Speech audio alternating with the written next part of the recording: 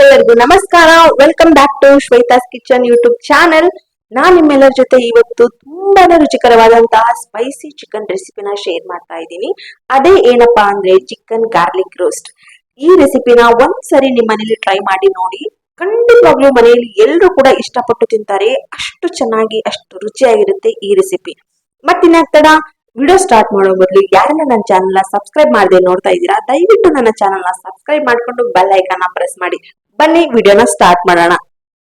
Chicken garlic roast ಈ ರೆಸಿಪಿನ ಮಾಡ್ಲಿಕ್ಕೆ ಚಿಕನ್ ನ ಮೊದಲು ಮ್ಯಾರಿನೇಟ್ ಮಾಡಿ ಇಟ್ಕೋಬೇಕಾಗತ್ತೆ. ಈ ರೆಸಿಪಿನ ಮಾಡ್ಲಿಕ್ಕೆ ನಮ್ಗೆ ಏನು ಹೆಚ್ಚೇನು ಇಂಗ್ರೀಡಿಯೆಂಟ್ಸ್ ಬೇಕಾಗಿಲ್ಲ, ಆದ್ರೆ ಮನೆಯಲ್ಲೇ ಇರುವಂತಹ ಪದಾರ್ಥಗಳನ್ನ ಬಳಸ್ಬಿಟ್ಟು ಈ ಇಂಗ್ರೀಡಿಯೆಂಟ್ಸ್ ನ ಮಾಡಬಹುದು. ಬನ್ನಿ, ನಾನು 500 ಗ್ರಾಮ್ ಚಿಕನ್ ನ ತಗೊಂಡಿದ್ದೀನಿ. ಅದನ್ನ ಚಿಕ್ಕದಾಗಿ ಹೆಚ್ಚಿ 2 ರಿಂದ 3 ಸಾರಿ ತೊಳೆದು ಎತ್ತಿಟ್ಕೊಂಡಿದ್ದೀನಿ.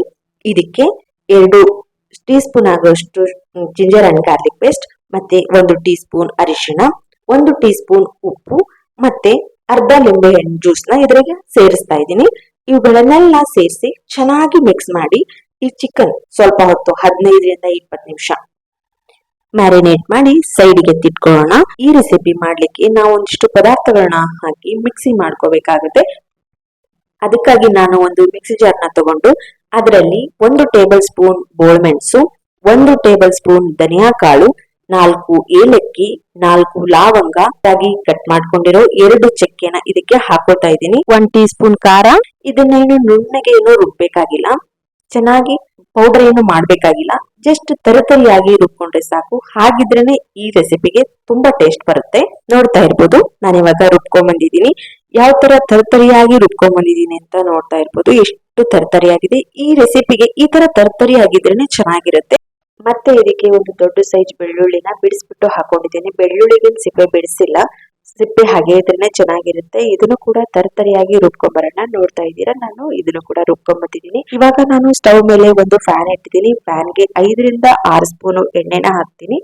ಈ ರೆಸಿಪಿಗೆ ಎಣ್ಣೆ ಜಾಸ್ತಿ ಬೇಕಾಗುತ್ತೆ, ಹಾಗಾಗಿ 5 ರಿಂದ 6 ಸ್ಪೂನ್ ಎಣ್ಣೆನ ಹಾಕ್ತಾ ಇದ್ದೀನಿ. ಎಣ್ಣೆ ಬಿಸಿ ಆದ್ಮೇಲೆ ಇದಕ್ಕೆ 2 ದೊಡ್ಡ ಸೈಜ್ ಈರುಳ್ಳಿನ ಉದ್ದುದಾಗಿ ಹೆಚ್ಚಿ ಹಾಕೊಳ್ತಾ ಇದ್ದೀನಿ. ನೋಡ್ತಾ ಇರ್ಬೋದು, ಚಿಕ್ಕದಾಗಿ ಹೆಚ್ಚಬೇಕಂತ ಏನಿಲ್ಲ, ದೊಡ್ಡದಾಗಿ ಹೆಚ್ಚಕೊಂಡ್ರೆ ಸಾಕು.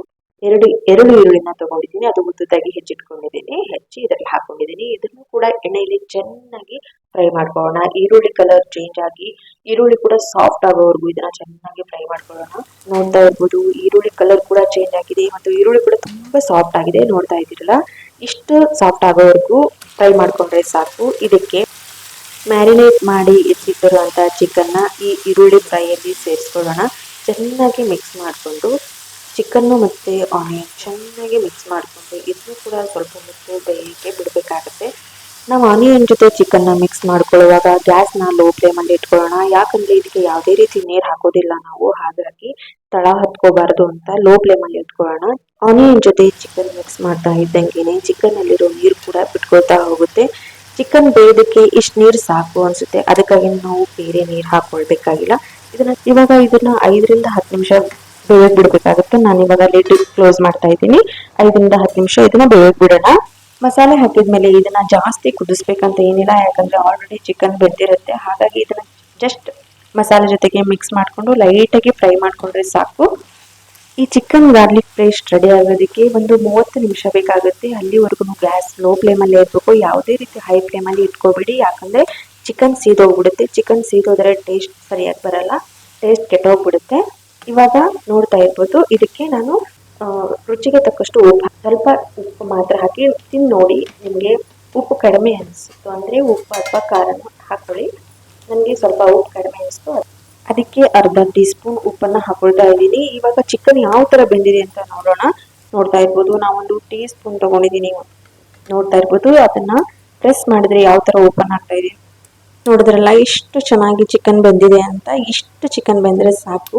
ಈಗ ಚಿಕನ್ ಗಾರ್ಲಿಕ್ ರೋಸ್ಟ್ ರೆಡಿ ಆಯ್ತು. ಇದಕ್ಕೆ ಫೈನಲ್ ಆಗಿ ನಾನು ಚಿಕ್ಕದಾಗಿ ಹೆಚ್ಕೊಂಡಿರುವಂತ ಕೊತ್ತಂಬರಿನ ಉದುರಿಸ್ತಾ ಇದ್ದೀನಿ. ನೋಡ್ತಾ ಇರ್ಬೋದು, ಇವಾಗ್ಲೂ ಎಷ್ಟು ಚೆನ್ನಾಗಿ ಕಾಣಿಸ್ತಾ ಇದೆ ಅಂತ. ಮತ್ತೆ ಇದಕ್ಕೆ ಅರ್ಧ ಲಿಂಬೆ ಹಣ್ಣು ಜ್ಯೂಸ್ ಕೂಡ ಇದಕ್ಕೆ. ನೋಡಿದ್ರಲ್ಲ ಫ್ರೆಂಡ್ಸ್, ಮನೆಯಲ್ಲೇ ಇರುವಂತಹ ಪದಾರ್ಥಗಳನ್ನ ಬಳಸ್ಕೊಂಡು ಯಾವ ತರ ಚಿಕನ್ ಗಾರ್ಲಿಕ್ ಪೇಸ್ಟ್ ನ ರೆಡಿ ಮಾಡಿದ್ವಿ ಅಂತ. ಇಷ್ಟು ಈಸಿ ಆದ ಮೆಥಡ್ ಅನ್ನ ನೀವು ಒಮ್ಮೆ ಮನೆಯಲ್ಲೇ ಟ್ರೈ ಮಾಡಿ ನೋಡಿ. ಖಂಡಿತವಾಗ್ಲೂ ಮನೆಯವರೆಲ್ಲರೂ ಇಷ್ಟಪಡ್ತಾರೆ. ಅಷ್ಟು ರುಚಿಕರವಾದ ರೆಸಿಪಿ ಇದಾಗಿದೆ. ನೋಡಿ ಫ್ರೆಂಡ್ಸ್, ನಾನು ಇವಾಗ ಒಂದು ಬೌಲ್ ಅಲ್ಲಿ ಸರ್ವ್ ಮಾಡಿ ತೋರಿಸ್ತಾ ಇದ್ದೀನಿ. ಎಷ್ಟು ಚೆನ್ನಾಗಿ ಈ ಚಿಕನ್ ಗಾರ್ಲಿಕ್ ಪೇಸ್ಟ್ ರೆಡಿ ಆಗಿದೆ ಅಂತ. ಅಷ್ಟು ಚೆನ್ನಾಗಿ ಬಂದಿದೆ, ಎಷ್ಟು ಜ್ಯೂಸಿ ಆಗಿ ಕಾಣಿಸ್ತಾ ಇದೆ ಅಂತ ನೋಡ್ತಾ ಇರ್ಬೋದು. ಇದು ಅಷ್ಟು ತಿನ್ನೋಕ್ಕೂ ಕೂಡ ಅಷ್ಟು ರುಚಿಕರವಾಗಿರುತ್ತೆ.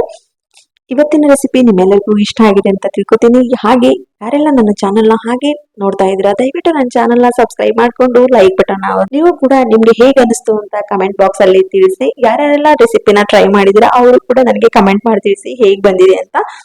ಮತ್ತೆ ಇನ್ನೊಂದು ಹೊಸ ವಿಡಿಯೋ ಜೊತೆಗೆ ಸಿಗ್ತೀನಿ. ಅಲ್ಲಿವರೆಗೂ ಬಾಯ್ ಬಾಯ್.